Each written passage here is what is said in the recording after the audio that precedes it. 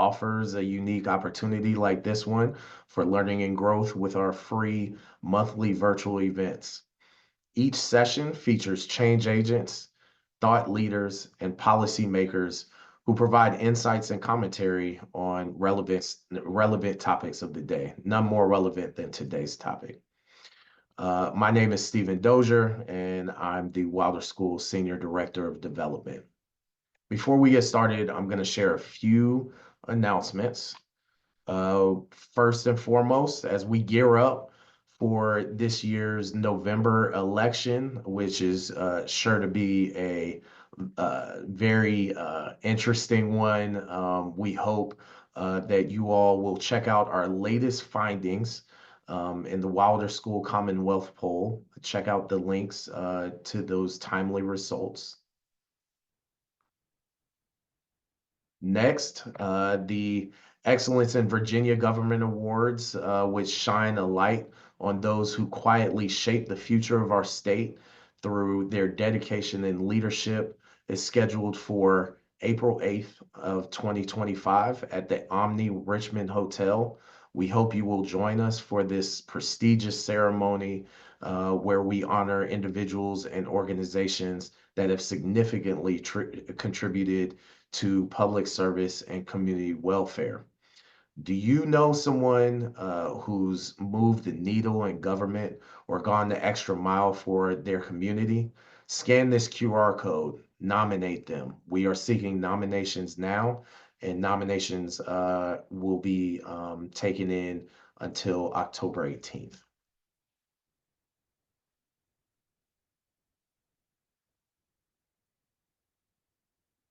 And last but not least, we have our spring 2025 master's application extended deadline for December 1st for all the programs that you see there: Homeland Security, Emergency Preparedness, Criminal Justice, Public Administration, Urban and Regional Planning.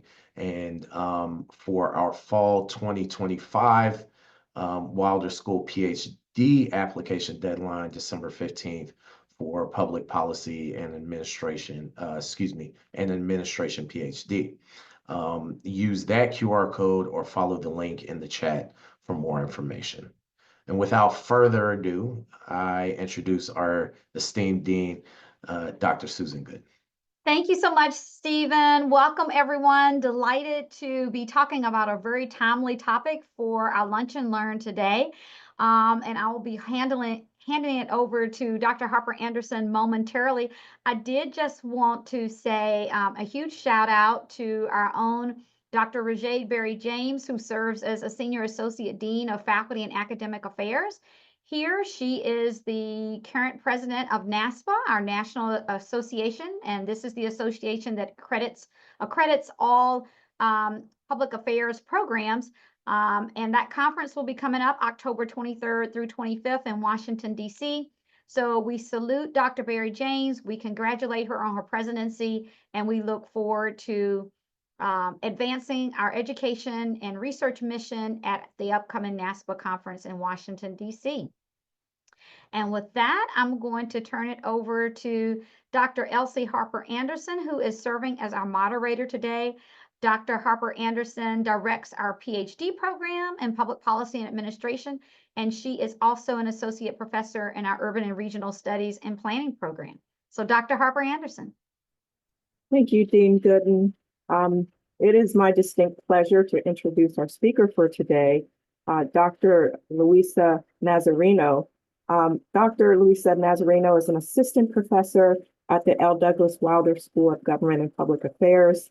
Her interests cover labor markets, social protection, and development, focusing on Latin America and the U.S. Nazareno's recent work centers on the implications of emerging technologies for workers and society, including online platforms, i.e. gig work, and artificial intelligence.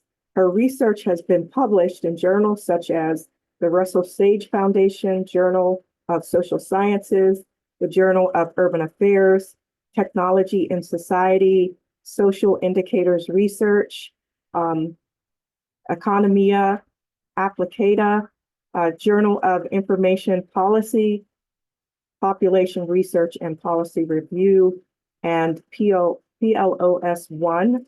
Nazareno earned her Ph.D. in Public Policy from Georgia State University. So welcome, Dr. Nazareno.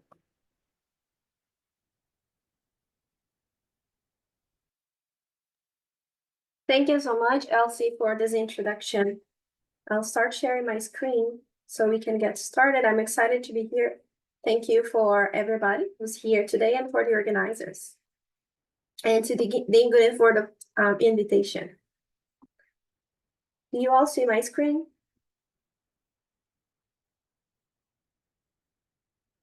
Yes. Okay, thank you, Dr. Harper Anderson. So today I'm talking about the AI revolution and the future of work. This is certainly an important but also very extensive topic, so I'll do my best to provide an overview of the topic for you. And I'll do this starting with a historical perspective of technological revolutions. Then I'll tell you about what research tells us in terms of expectations for the future. Then I'll discuss what are potential policy responses we can think of theoretically to protect workers. And then I'll talk about the 2024 legislative session and what has been proposed and what has been passed, notably in terms of employment and labor as well.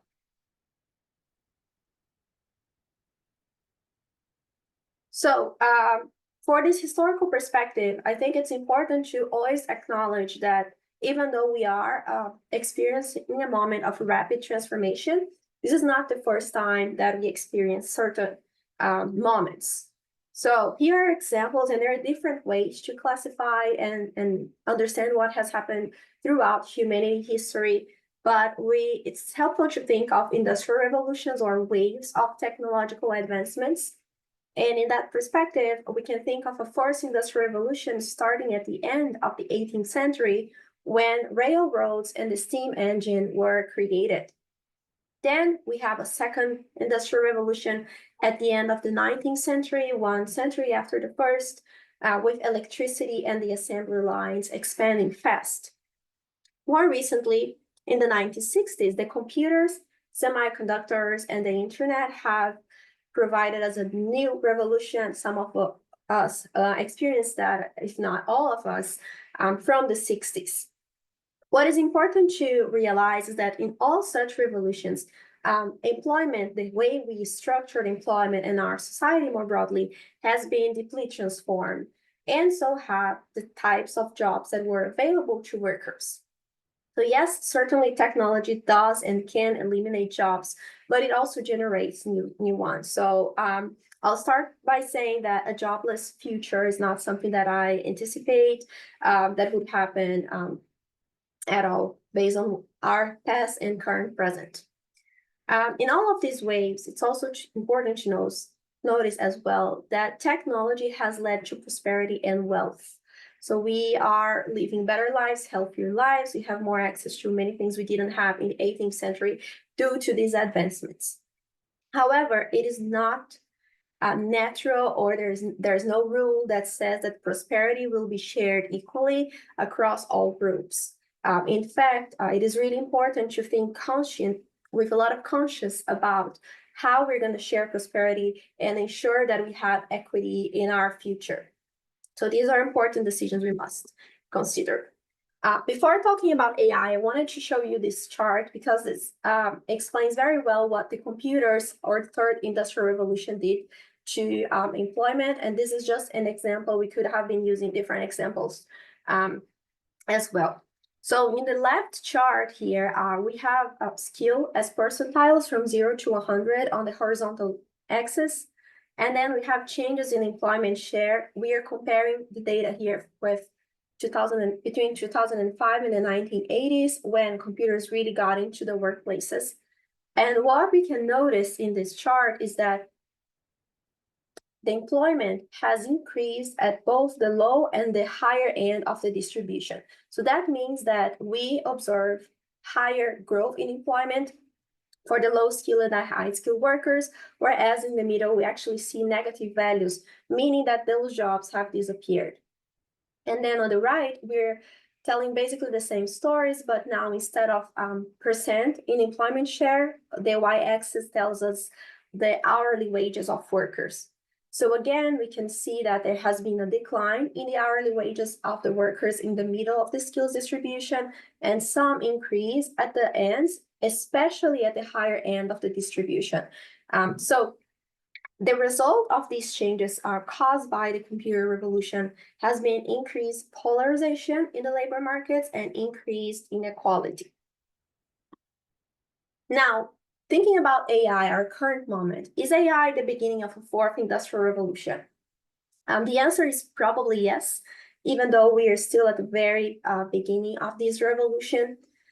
And the reason why we can think of this moment as a new revolution is because of new technologies that are developed and being developed really challenge the notion that we have about what workers can do, what humans can do. So machines now are able to do more things. And as they are able to do more things, we do expect that this will generate important disruptions in our societies. And before talking about those disruptions specifically, I think it's helpful to think about narrow versus general AI. AI is a huge field. There are many different technologies, and narrow AI is that application, specific applications of AI for purposes such as to achieve some tasks or some processes. If you're using ChatGPT, for example, to help you generate presentations or bullet points, that is a very specific purpose. So this is a type of narrow AI. On the other hand, we talk often, especially theoretically, about general AI, which is the technology that would lead to a very futuristic society where machines can really do everything. They can do reasoning, complex reasoning, and make decisions. And it's important to tell this because we are not anywhere close to this general AI world. Instead, we are very close. We are already living the exposure to narrow general AI applications. So what I'm talking about from now on is really thinking about this narrow AI rather than this world where everything would be completely different. So we have this technology evolving. We have 2 years of ChatGPT, and we already feel how it has transformed our work, how it can help us. We are worried about some concerns about ChatGPT, for example, and other types of AI.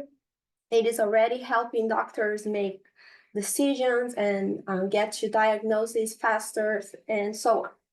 It's being used by police. There are many applications.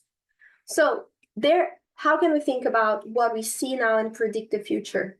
This is a very complicated task for one to do. So I do have a cautionary note here that predictions are always uncertain because we cannot see the future. And even if we have very good idea about what technologies do, our predictions still depends on the pace of technology adoption, how it is adopted, how are we responding to the impacts of this adoption, and what are the assumptions in our models to predict the future.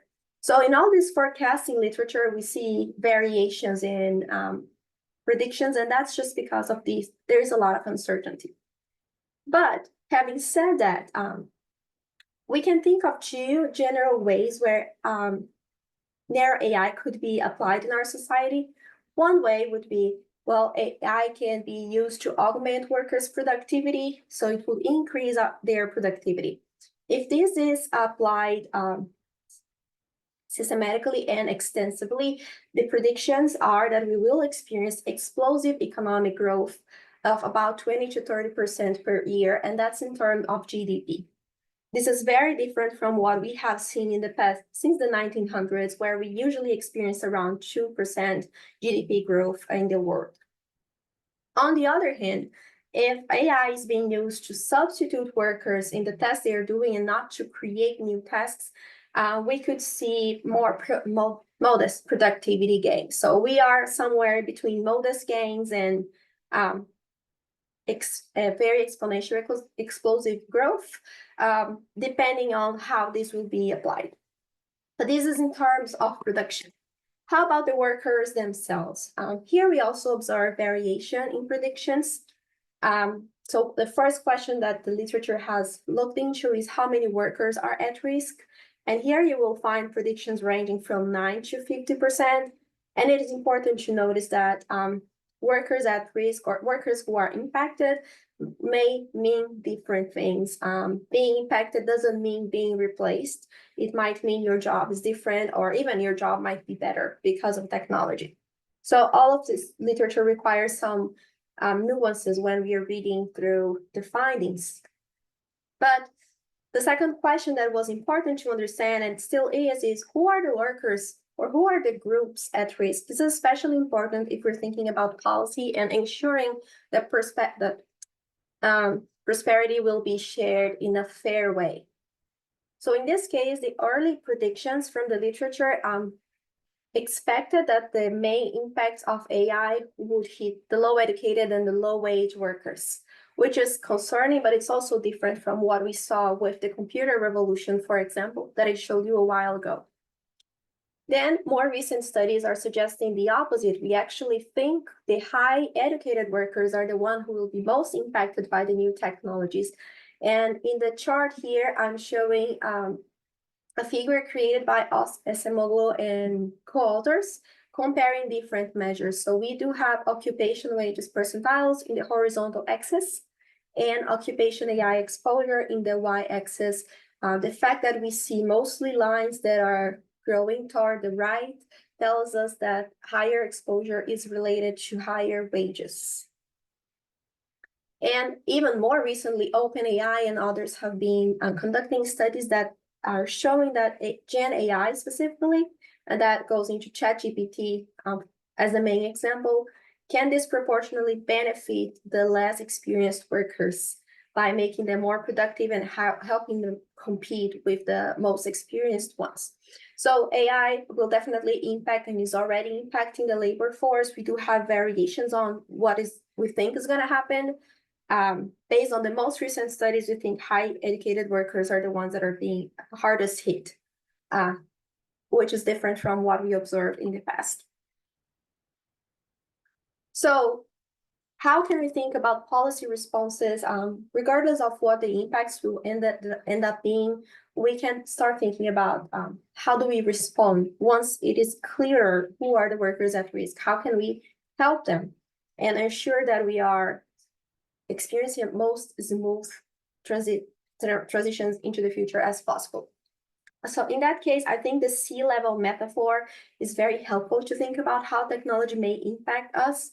So this is a metaphor that was proposed in 1998 by Moravec. And the picture here was created using Gen AI by Restrepo. But the idea is that the landscape shows human faculties. We have mountains, we have different levels of skills, and technology is represented by the sea level. So if the sea level is rising, it is possible that workers who are working, for example, in routine manual tasks in the middle center of the figure will end up drowning eventually, and that land will no longer exist. However, workers who are more busy with social interaction skills, it is unlikely that the sea level will reach them anytime soon.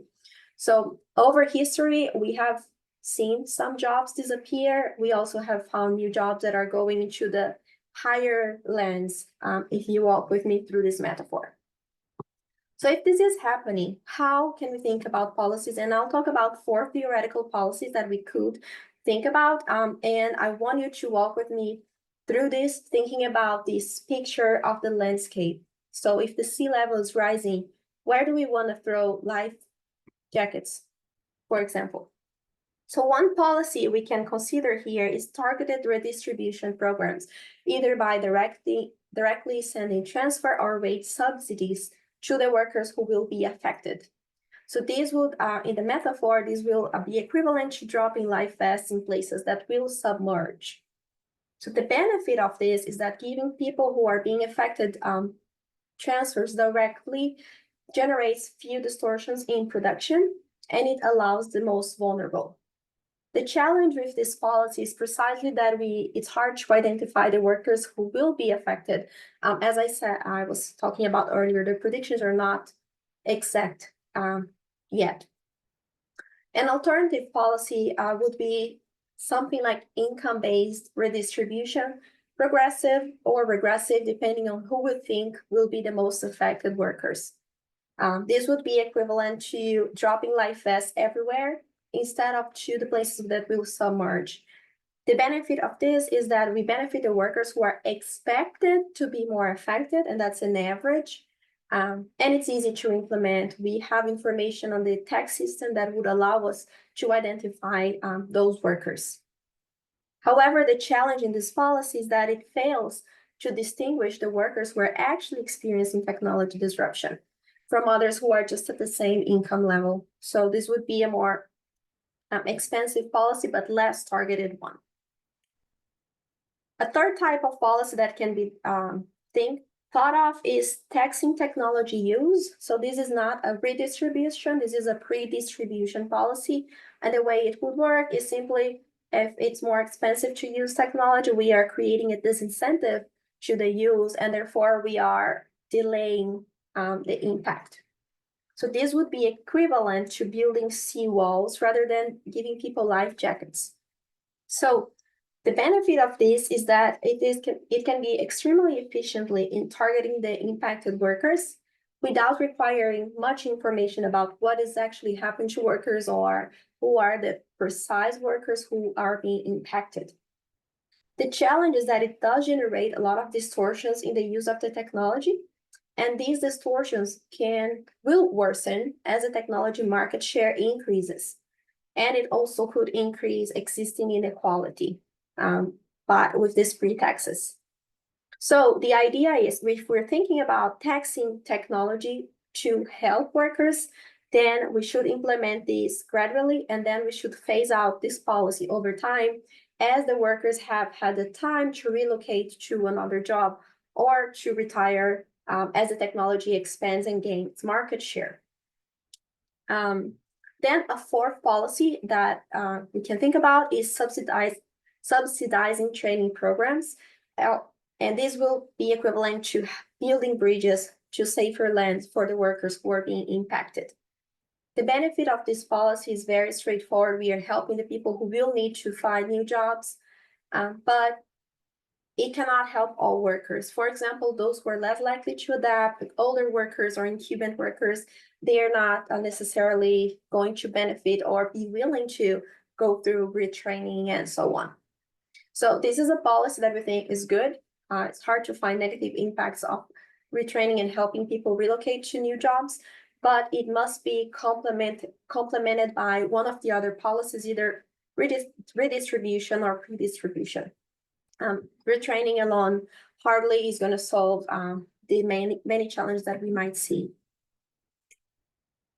So now moving from theoretical policies into what is actually happening in the world, we have seen in the past few years an explosion of policy discussions in the public and the private spheres at all levels of governments all over the world. So the European Union has been the pioneer in advancing AI-related legislation. But here in the US, we also had in last year the White House executive order on AI.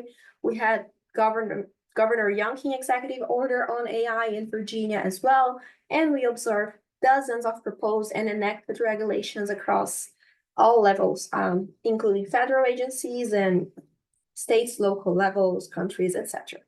So this is to say that the conversation is ongoing, decisions are being made. So it is important to be involved in those debates. And I think it's important to connect what we know from research with the information that people are, with the stakeholders who are making the decisions, so we can make the better possible decisions. So I just have a couple of slides now to show you what has happened in the AI legislative section in 2024.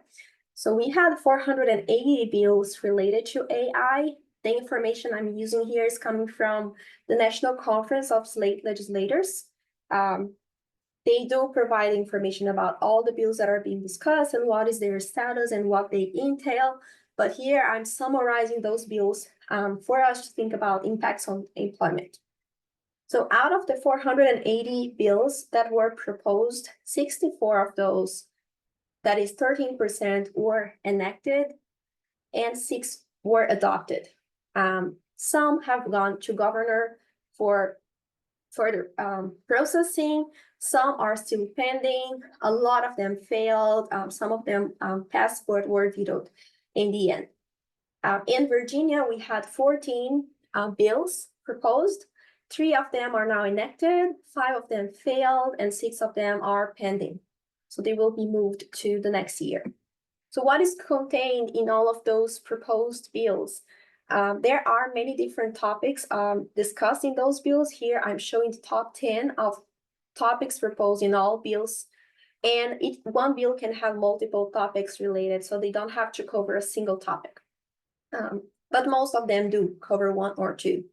So government use, private sector use, and responsible use are the top 3 concerns that people have.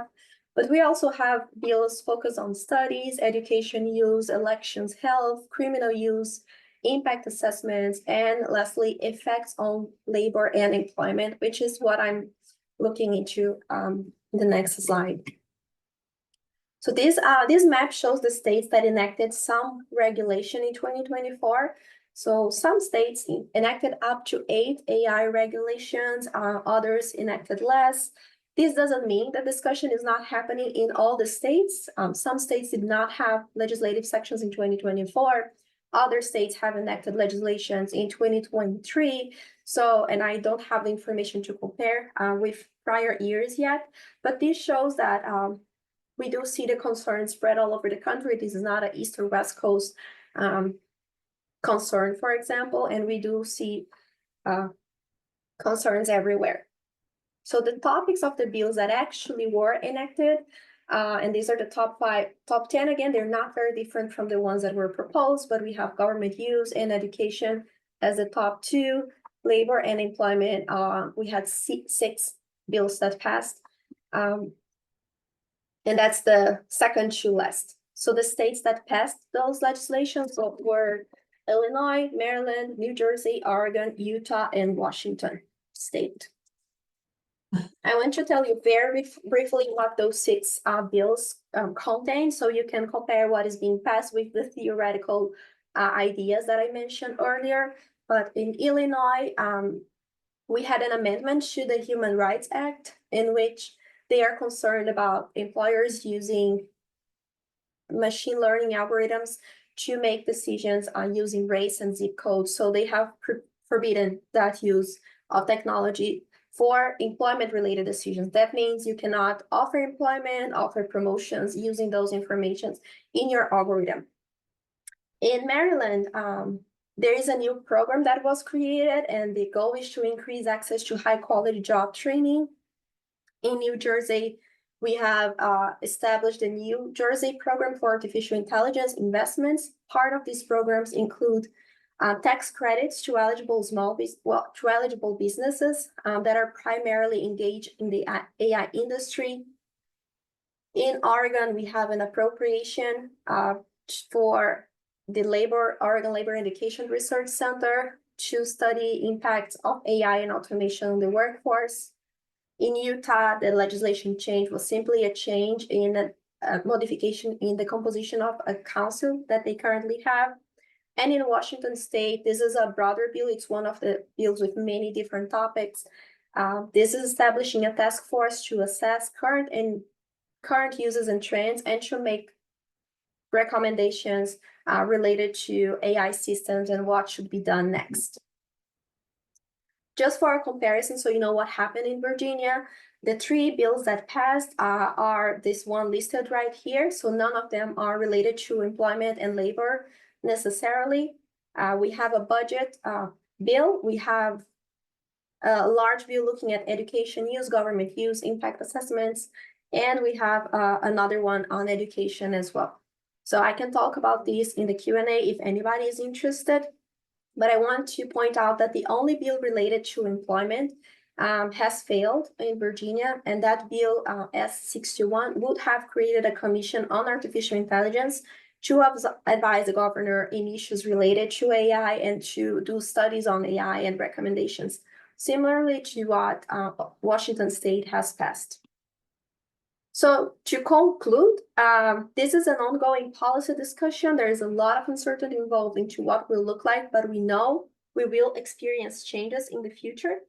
So assessing who are the groups at risk and designing policies that ensure how prosperity will be shared and making sure that it will be shared is really important at this moment.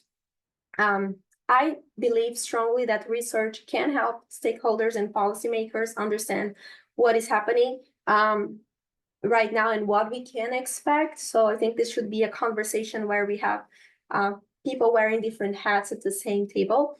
And in this regard, my ongoing research is precisely trying to build bridges between academia and the policy world, such that we can bring what we're talking about and what we're learning here to people making decisions, and hopefully that will help us make better decisions. So thank you very much for listening. I do have here my email and my website where I'm always posting my research. So if you have any questions and want to contact me in the future, that's the best place. These are the best places to contact me. Thanks.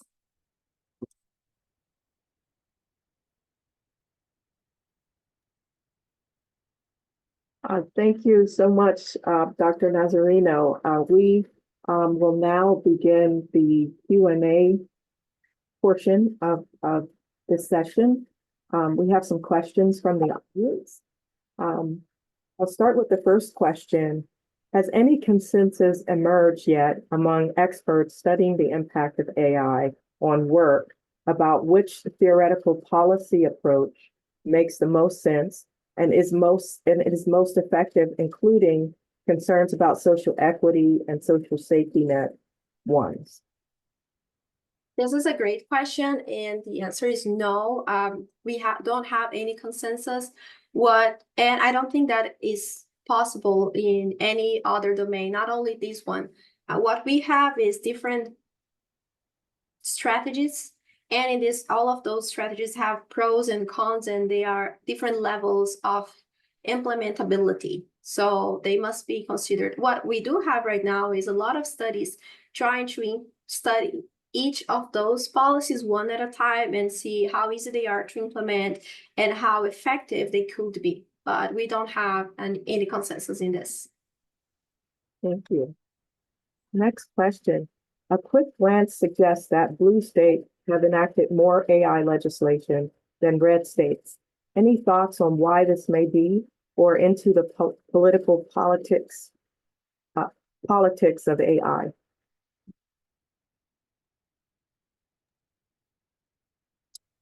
We do have proposed legislation across all states, as I've said, and that's not the area that I would feel comfortable making statements that are very definitive. But what I do see is not a lack of willingness to make legislation across one party or another party. What I see is different perspectives on what the priorities are. So red states are pretty much aligned with businesses' logic, and businesses are not always pro very strong legislation that would limit their options. Having said that, a lot of the large companies that we have, including Microsoft, for example, have been active stakeholders in trying to think about AI policy and working with politicians to consider what are the different policies that could be implemented and how much regulation would be too much regulation to make technology use impossible. So it's also important to notice that the private sector companies, a lot of them were the one pioneering regulation and ethics standards. For example, we do have a lot of ethical standards of how to use AI and how to implement AI being produced by the private sector, including small companies, to ensure that they are doing that in a responsible way. So I think this is reassuring, but I wouldn't think it's a Democratic versus Republican Party. but more of what is the priority for each party related to AI. I hope this answers the question. Thank you. Question. You mentioned that the retraining policy is the best one, but is insufficient and must be combined with another policy option. What is the reason for this?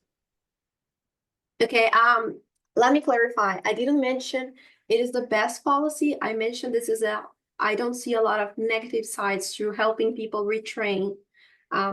But retraining alone is not necessarily so. We have much larger impacts. And the policies that I discussed, some of them are focusing on the workers, trying to help the workers who are experiencing disruption. So if you're losing your job, retraining is great, but you also would benefit from having, for example, a paycheck that helps you navigate that time. So that's why in this case, it could be complemented. Now going to the other extreme with the taxing policy, taxing AI to reduce use. In that case, you could be retraining workers to help them find new jobs, but at the same time, the tax will be slowing down the pace of technology adoption. That's why it is important not to just do retraining, but also to think about the immediate impacts that people are either feeling so we can help them, or trying to slow down those negative impacts. So, and by negative impacts, I'm thinking massive unemployment. So we don't want to get to a point where we have massive unemployment and we are retraining people. So if we are retraining people, we also want to help them navigate that time so they can transition to new jobs. Thanks. I'll throw the question that I have in here. You've mentioned several times the impact of AI on education. How do you think the use of AI will impact the critical thinking skills of students? I'll add critical thinking skills and writing skills of students.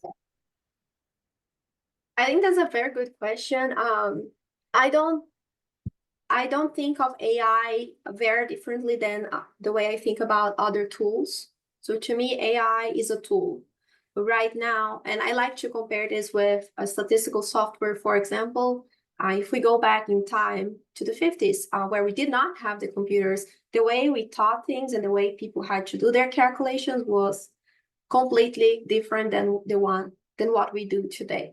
And we were able, instead of spending hours doing calculations, for example, we now can do that in seconds, or the computer can do that for us, and then we can focus on other things. I do think AI is a tool that can help us become more efficiently. I don't think people should be looking into AI as a human partner. It is a tool. So the way we use tools really depends on of our expertise. I can give you a very good tool but if you don't know how to use that, that's a challenge. So as educators, I think our challenge now is to learn how to leverage those tools and how to teach students how to leverage those tools.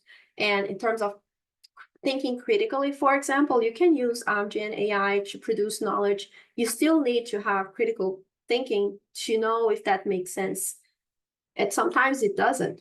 So I think that's my approach to what is happening. I think we need to rethink how we use these tools and how can we help students leverage it.